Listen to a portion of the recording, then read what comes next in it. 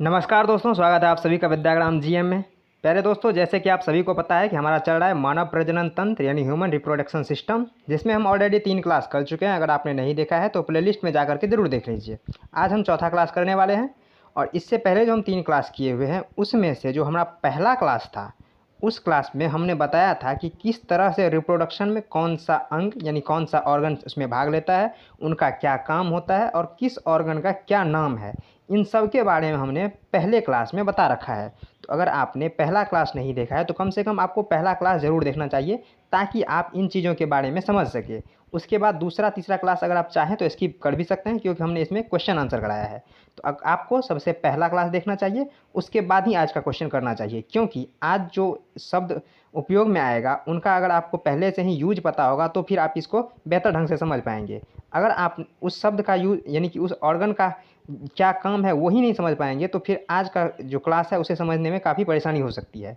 इसलिए आप पहला क्लास ज़रूर देखिए, उसके बाद आज का क्लास देख सकते हैं, ठीक है। या फिर अगर पूरा क्लास देखना चाहते हैं तो प्लेलिस्ट में जा करके 1 2 3 4 करके क्लास करके वहाँ पे लगा हुआ है, आप वहाँ से जा करके भी देख सकते हैं, ठीक है।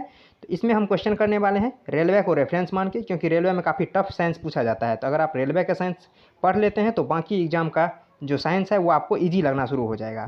तो इसमें हम सभी क्वेश्चन को कवर करेंगे जो कि रेलवे में अलग अलग एग्जाम में पूछा गया, जैसे ग्रुप डी में पूछा गया, एनटीपीसी में पूछा गया, एएलपी में, आरपीएफ में, उसके बाद आरआरबी जेई में पूछा गया। इन सभी क्वेश्चन को हम यहाँ पे करने वाले हैं और इसमें हम करेंगे प्रजनन तंत्र का, ठीक है। तो चलिए शुरू करते हैं।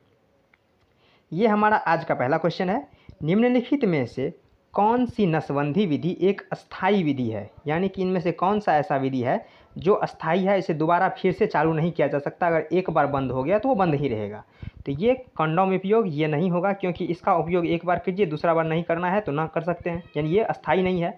गर्भ निरोधक की गोलियां ये भी अस्थाई नहीं है, जब तक उस गोली का सेवन किया जाएगा तब तक गर्भ निरोध रहेगा, ठीक है, यानी कि उसमें गर्भ धारण की टेंशन खत्म रहेगी। सर्जरी द्वारा नसबंदी, ये जो सर्जरी द्वारा होता है, एक होता है ट्यूबेक्टोमी और एक होता है वेसेक्टोमी। अगर ये सर्जरी महिलाओं में किया जाता है तो उसके जो फैलोपियन ट्यूब है, जिसे डिम्ब वाहिनी कहते हैं, उसको काट करके एक तरह से बांध दिया जाता है, तो वो हो जाता है ट्यूबोक्टोमी। और जब मेल में किया जाता है तो मेल के जो वास्ट डिफरेंस होता है, जहाँ से शुक्राणु आदान यानी कि गमन करता है, उस नली को काट के बांध दिया जाता है, तो उसको कहते हैं वेसेक्टोमी, ठीक है। यानी कि वो वास्ट डिफरेंस को काट दिया तो वेसेक्टोमी, और अगर ट्यूब को काट दिया, महिलाओं में फैलोपियन ट्यूब को काट दिया तो ट्यूबोक्टोमी कहते हैं, ठीक है। तो ये दोनों सर्जरी के द्वारा ही होता है। तो सर्जरी में अगर एक बार ट्यूब काट करके बांध दिया गया है, या फिर जो वेसेक्टोमी जो मेल में हुआ उसको अगर काट के बांध दिया गया है, तो वो फिर दोबारा सक्रिय नहीं हो सकता। तो ये एक अस्थाई नसबंदी है। बाकी कॉपर टी का उपयोग तो ये महिलाओं में उपयोग किया जाता है, ताकि जो शुक्राणु है उसका गति कम कर सके, उसकी सक्रियता को निष्क्रिय किया जा सके। तो ये भी अस्थाई नहीं है। अस्थाई सिर्फ और सिर्फ सी है, सर्जरी के द्वारा जो नसों को काट करके बांध दिया जाता है वो नसबंदी एकदम सर्जरी है और वो अस्थाई है, ठीक है। तो इसलिए सी इसका सही आंसर हो जाएगा। चलिए नेक्स्ट क्वेश्चन तरफ चलते हैं। ये क्वेश्चन कह रहा है, महिलाओं में यौवनारंभ के दौरान पहला मासिक धर्म डैश के रूप में जाना जाता है। ये क्वेश्चन हमने आपको जो पहला क्लास था उसमें भी हमने बताया था, क्वेश्चन के माध्यम से नहीं, एक इन्फॉर्मेशन के माध्यम से। देखिए, जो पहला मासिक धर्म होता है उसे हम रजो दर्शन कहते हैं, जो कि ऑप्शन नंबर सी में दिख रहा है। रजो दर्शन मतलब जिस तरह नहीं कहते किसी चीज़ का दर्शन होना, तो दर्शन पहला बार अगर मासिक धर्म आता है तो उसे दर्शन कहा जाता है। तो एक तरह से कह लीजिए कि उसको दर्शन हुआ, तो दर्शन हुआ मतलब रजो दर्शन। तो रजो दर्शन इसका सही आंसर हो जाएगा। जो पहला मासिक धर्म होता है वो रजो दर्शन होता है। वही यही रजो दर्शन जो कि 12 से 13 वर्ष की अवस्था में होता है, ठीक है। और अगर यही उम्र अगर बढ़ता चला जाए महिलाओं का, तो ये 50 से 55 के एज तक जाते जाते ये मासिक धर्म अंतिम चक्र पर पहुंच जाता है। तो सबसे लास्ट वाला जो मासिक धर्म होता है उसे रजो निवृत्ति, जो ऑप्शन नंबर डी में है, यानी जैसे तरह से नहीं कह सकते कि निवृत्ति मिल गई, जैसे किसी को अगर प्रमोशन मिलता है उसे कहते हैं पदोन्नति, और अगर उसको रिटायरमेंट मिल जाता है तो कहते हैं पदोनिवृत्ति। निवृत्ति मतलब वो समाप्त हो गया। तो उसी तरह से रजो निवृत्ति, अगर मासिक धर्म पूरी तरह से समाप्त हो जाता है तो उसे रजो निवृत्ति कहते हैं। तो वो ऑप्शन डी का होगा, लेकिन यहाँ कह रहा है पहला, तो पहला होता है रजो दर्शन, जो कि ऑप्शन नंबर सी में दिख रहा है। तो पहला मासिक धर्म रजो दर्शन होता है, ठीक है। चलिए नेक्स्ट क्वेश्चन तरफ चलते हैं। देखिए, ये क्वेश्चन पूछ दिया, डैश पद मासिक धर्म की समाप्ति को संदर्भित करता है। तो ये हो जाएगा रजो निवृत्ति, यानी कि ये अब समाप्त हो गया, इससे वो महिलाएं जो है वो निवृत्त हो चुकी है, यानी रजो निवृत्ति हो जाएगा, ठीक है। रजो दर्शन तो ये शुरू वाला होता है, और ये हाइपरमेसोनिमिया, रजो धर्म, ये सब रजो धर्म तो यही होता है जो ये मेंस्ट्रुअल साइकिल जिसका हिंदी में रजो धर्म होता है, ठीक है। ये हो जाएगा रजो निवृत्ति, ठीक है। तो ये सही होगा। चलिए, ये क्वेश्चन कह रहा है गर्भ निरोधन की कौन सी विधि HIV के संक्रमण को रोक सकती है। HIV आप सब जानते हैं, जिसे एड्स के नाम से जानते हैं, human immuno virus immuno deficiency syndrome जो एड्स होता है। तो इसी HIV को कौन सा विधि रोक सकता है। तो कॉपर टी नहीं रोक सकता, क्योंकि कॉपर टी जो है वो फीमेल के बॉडी में यानी कि भेज दिया जाता है, जिससे कि शुक्राणु का जो है गति कम हो सके। तो इससे तो ये HIV नहीं रुकेगा। केवल रोध विधियाँ, ये सही है, केवल रोध विधियाँ। रोध का मतलब होता है बैरियर, यानी कि रोक लगाना।